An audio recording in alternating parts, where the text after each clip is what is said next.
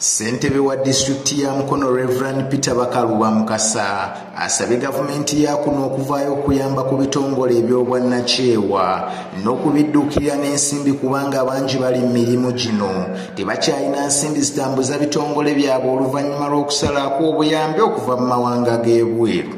Ekirala tukubidde gavumenti omulango okutegeera nti NGOs zino zituyamba nnyo okutukwasizaako mu nkulembera y'eggwanga okuviira ddala ku national, ku local government ne mu ministries.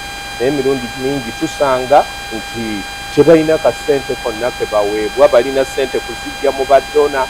We twogerera kaakano nga Trump ne baddona abalala world over ng'ensimbi zigenze zeesalikako.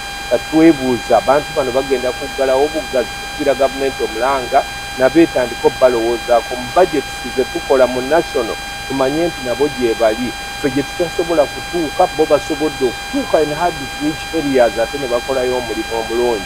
Twetaaga okubasiima n'okubawagira n'okubayamba okuestablishing offices, okusasula abakozi n'okubayambako mu bintu ebimu, okubawa computers basobole okukola. Okusaba kuno akukoledde ku Riders Hotel Esseeta mu kibuga Mukono wabadde aggulawo olukungaana olwategekeddwa Ministry ya Internal Affairs nga yeevunaanyizibwa okulungamya entambuza y'ebitongole by'obwannannyini mu ggwanga n'ekigendererwa ekyokulaba butya bwe bayinza okutereeza National NGOs Policy Bill 10 ne NGO Act Cap 109. Olukungaana luno lwetabiddwako abakungu okuva mu Ministry ya Internal Affairs, abakulira ebitongole by'obwannannyini eby'enjawulo, abakulira emirimu n'abakozi mu disitulikiti ez'enjawulo, ab'ebyokwerinda wamu n'abavunaanyizibwa ku bitongole by'obwannannyini mu disitulikiti za Uganda. Ye omukungu Dr. Kero Stefan nga yavunaanyizibwa ku bitongole by'obwannannyini mu Ministry ya Internal Affairs ategeeza nti ekigendererwa kyabwe kwe kulaba nga batambula Uganda yonna okwebuuza ku bantu ab'enjawulo okulaba ebbago lino bwe lirina okutereezebwa kubanga wabaddewo okusoomooza mu gavumenti n'ebitongole bino. Teri yeesiga munne era n'asaba abantu bonna abandyagadde okuwabula ku ntambuza y'ebitongole bino mu ggwanga baveeyo n'amagezi ag'enjawulo bo beetegefu okugaaniriza nti n'enkola eno yandibadde yaggwa dda naye baasoomoozebwa olw'ekirwadde ki COVID-19 emirimu ne gitatambula bulungi. I'm called Dr. Okello Stephen. I'm the Secretary NGO Bureau under Minister of Internal Affairs. We are here at Riders Hotel consulting on the regulatory impact assessment that is going to lead us to reviewing the NGO policy 2010 and the NGO Act Cap 109. We are doing this because since 1989, when these laws were put in place, there was no regulatory impact assessment conducted, and that's why this time we are ensuring that we have these documents in place. But also in addition to that, we want to move around the entire country, consult all stakeholders within the district, the NGOs and all the stakeholders. Then we shall conclude at the national level by consulting all the remaining stakeholders so that all their views are captured. Right. You've heard from what the other stakeholders are saying, but also we know the relationship between the government and the NGOs that sometimes can get here and there. You say you want to put this in the past through this process. What is likely to change? Yes, one of the objectives of this exercise is to improve the relationship between the government and the sector. All of us are aware that we have had a lot of mistrusts. And it's not only in Uganda, it is global. Go in any part of the country, you'll find both the government and the NGO sector do not trust each other so much. And we hope that this exercise is going to improve that relationship, whereby we can work as partners for the development of this country so that at the end of the day, we are all achieving one objective.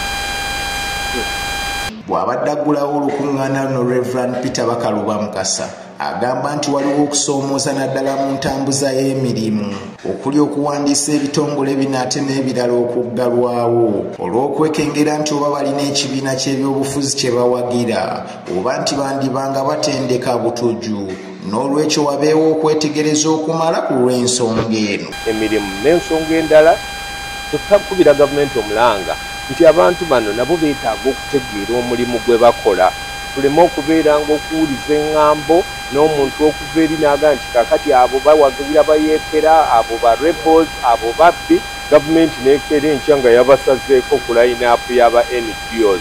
That is not fair. Some due diligence needs to be done era kyekyo lwaki tuli wano okukola regulation okulaba baani oluusi abalina ebizibu abeetabise mu NGOs abavumaganya erinnya. Tetuwagira buyeekera, tetwagala bubbi, tetwagala bulyake, tetwagala na bikolwa bya fundamentalism oluusi bye tuwulidde. N'olwekyo that's why tuli wano tulabe nga tulongoosa omulimu gwabwe ate beeyongera okukola okubuna omulimu gwonna. Tusiima omulimu gwe bakola all over the country. NGOs gyeziri gavumenti fe gye tutannatuuka kukola impact nnungi bo already babaddeyo ne bakola impact, naye tuvumirira n'abo abeetabika mu NGOs okukoleramu ebikolobero okugoberamu ddiiru n'okwagala okunyagiramu abantu.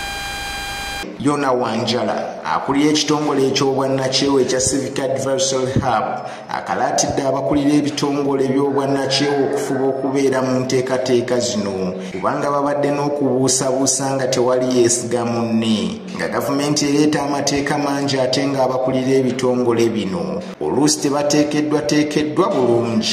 Ow'ekibiina kya Nakyewa kye bayita Civic Advisory Hub enteekateeka eno gye tutandise wano olunaku lwa leero omwenga ebitongole bya Nakyewa kubanga bw'omukateeka mugyogerako ki? enteekateeka eno nnungi nnyo kubanga etuwa opportunity okubanga tusobola okuteeka eddoboozi lyaffe biki bye twagala bye tusobola okuinfluencinga mu tteeka ne police egenda okulungamya emirimu gy'ebibiina bya Nakyewa mu Uganda. Era fenga Civic Advisory Hub tugezaako okukunga era okwencouraginga ababibiina bya Nakyewa bonna abawuliddeko roadmap omukulu Stephen Okero byayogeddeko okubanga babeera beetaba mu consultations zino mu program ezigenda okubanga zibuuliriza ku biki bye baba bateeka mu bbago biki bye baba bateeka mu police. Embeera emabega luli tebadde si nnyangu kubanga wabaddewo omuzungu kyayita mistrust and suspicion oba nkiyita entya obuteesigangana nga buli kintu gavumenti kyereeta buli omu agamba gavumenti erabika erina kyegoba buli kintu NGO kyezikola gavumenti egamba naye tetumanyi oba bano ab'ebibiina ba Nakyewa ebintu byabwe bibakola ddala bikwatagana ne pulaani za gavumenti oba ez'abantu okuva ebweru w'amawanga. Naye tulwokubanga batuwadde akaaganya opportunity okubanga bacollectinga endowooza zaffe oziteeka mu zino documents ezigenda okugaidinga ensonga z'ebya Nakyewa. Nze nkirabanga omukisa gwe tulina okweyuna okukozesa. Mu ngeri y'emu Robert Kibaya nga ye ssentebe w'ebitongole by'obwannakyewa mu disitulikiti y'e Mukono agamba nti olukuŋŋaana luno lugenda kuyamba nnyo kubanga enteekateeka mwe bakolera emirimu gyabwe erimu ebirumira bingi ng'ate kyetaagisa okukola ennongoosereza naddala mu kuzza obujja ebitongole bino nti ebisale biri waggulu nnyo ate nga buli woofiisi olina okuwaayo ku ssente naawa gye balina okuwa returns. National NGO Registration Bureau era nga guvujjiriddwa bapatanazi baffe aba GIZ gugenda kutuyamba nnyo mu ngeri nti fenga ebitongole bya NGO etteeka lye tukoleramu lirimu ebirumira bingi bye twetaaga okubanga tutegeeza gavumenti okulaba nga ekola ennongoosereza mu tteeka eryo okugeza nsobola okulaba nti ebisale ebigibwa ku bitongole biba tebizizza bujja pamiti yaabyo biri waggulu nnyo miliyoni 2 buli mwezi ng'ekitongole tekinazza bujja pamiti yakyo. Ebirala offices ze tuyitamu nnyingi nnyo okuregistaringa ekitongole. Buli wonna w'oyita olina okulekayo akasente. Kati ebintu ebyo gavumenti yeetaaga ebe nga etunulamu erabe at least nti wetuba obanga tukoma ku district wokka then tugenda ku NGO registration bureau naye one offices nnyingi.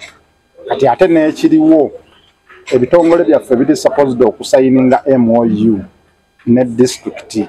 Luli kibadde kikolebwa nga kikoma ku district kawo n'ateekako omukono naye kati ate byakyuseemu ate kati MOU ate balina ogitwalibwa Solicitor General.